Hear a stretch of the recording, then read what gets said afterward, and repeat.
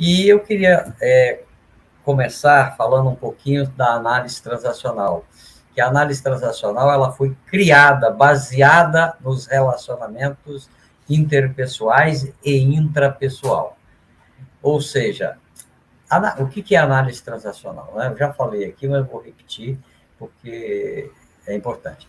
A análise transacional é uma teoria da personalidade que foi criada na década de 50 por um psiquiatra canadense chamado Eric Berne.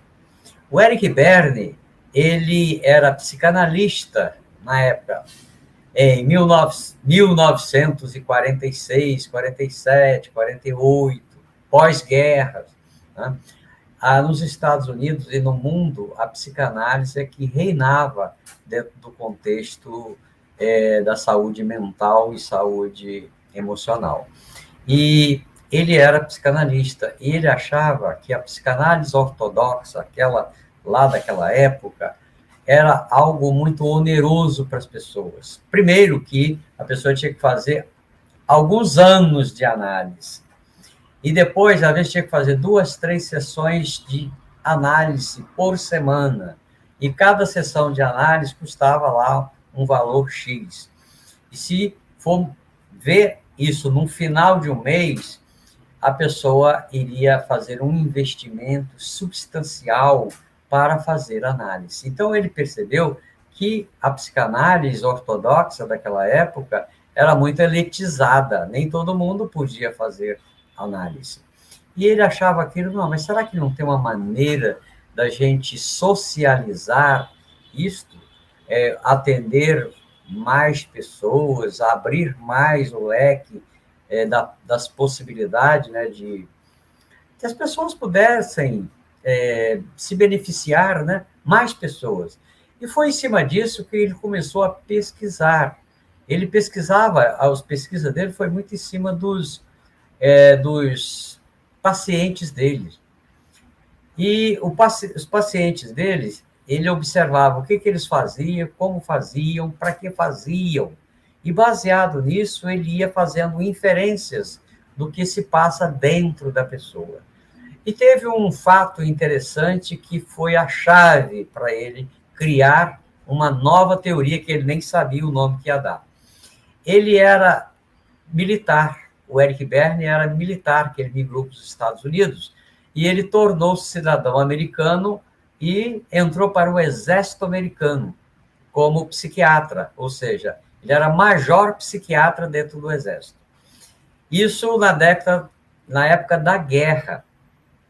E ele uma das tarefas deles era selecionar, entrevistar soldados para atestar se eles estavam aptos a ser mandados para o fronte, ser mandado para a guerra.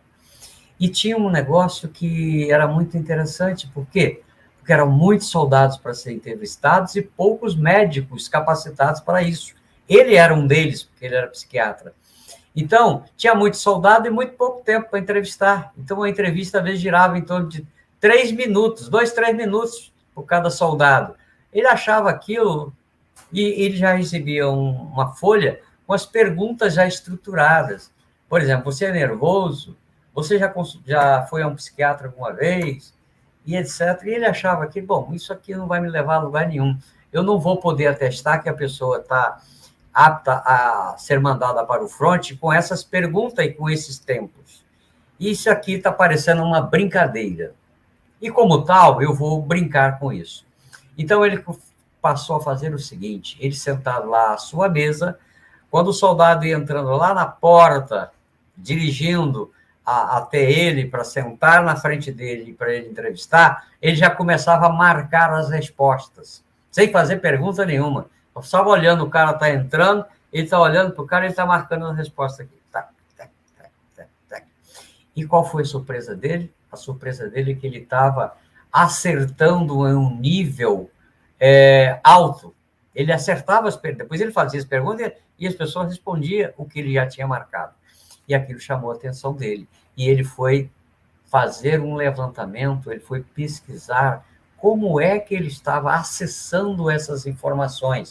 Se ele não tinha nem falado, a pessoa não tinha nem falado nada para ele, ele só olhava para a pessoa, Ele via o quê? O semblante, o jeito de andar, a postura, o movimento corporal. E aí ele foi estudar isso e descobriu um fenômeno chamado intuição, que naquela época não era muito bem estudado, não, só os filósofos estudavam isso. E ele debruçou em cima disso para ver se tinha alguma coisa a ver com o que ele estava percebendo. E a surpresa dele é que a intuição é um meio de comunicação, é um meio de captação de informações a nível não consciente. A pessoa não precisa falar.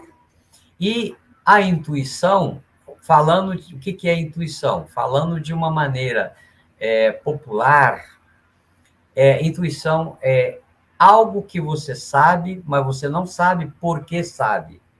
E muitas das vezes a gente se dá conta disso, né?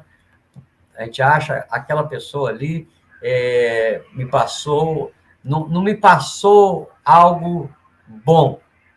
E aí você presta atenção, vai pesquisar e você descobre realmente, confirma.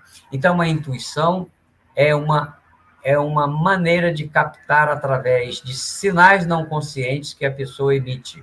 Ou seja, para que serve a intuição? Serve para nos comunicar, serve para nos dar informações a respeito de algo que a gente está querendo saber mais apuradamente. O Eric Berne, ele estudou isso de uma maneira tão estruturada que ele criou um método de diagnóstico intuitivo. E ele testou isso na prática e viu que funcionava.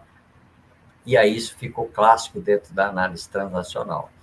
Então, ele foi o desenvolvimento da teoria da análise transacional se deu inicialmente através da intuição.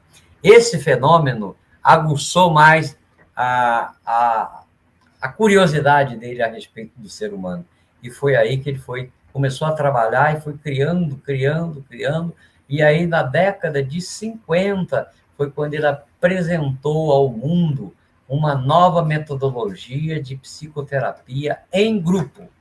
E ele chamou essa metodologia de análise transacional. Por que transacional? O que é uma transação? Pode ser uma transação comercial, pode ser um negócio, pode ser várias coisas. Aqui, uma transação é a unidade básica da comunicação. Ou seja, um estímulo e uma resposta constitui uma transação. E uma série de transações formam a comunicação. Por exemplo, se eu pergunto para o Luciano, que horas são? E aqui é um estímulo que eu estou dando para o Luciano. Aí o Luciano recebe esse estímulo e emite uma resposta em cima desse estímulo. Silveira, são 11 horas e 23 minutos. Ou seja, nós transacionamos através de um estímulo e uma resposta. Essa unidade aí é que chama-se transação.